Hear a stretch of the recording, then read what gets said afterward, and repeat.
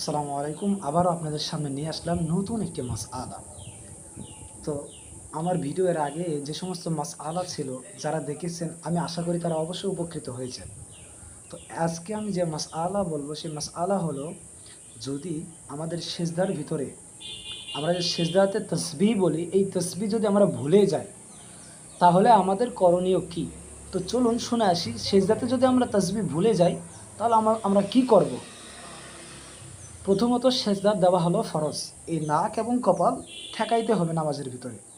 তো এমতো অবস্থায় যদি আমরা ভুলে যাই, তো তৎক্ষণাৎ আমাদেরকে অবশ্যই পরের রাকাতে যদি মনে আসে, তাহলে উক্ত রাকাতে মানে প্রথম সেজদাতে যদি সেজদা ভুলে যায়, তাহলে দ্বিতীয় সেজদাতে তার কাজাটা তুলতে হবে, বলতে ওই যে বাকি যেটা বাদ গিয়েছিল সেটা এই সেজদার ভিতরে তুলে নিতে হবে। আমাদেরকে বেশি বেশি করে তাসবিহটা আদায় করতে হবে। মোট কথা এখানে যদি 3 বার দেই তাহলে ওখানে 3 + 3 6 বার দিতে হবে।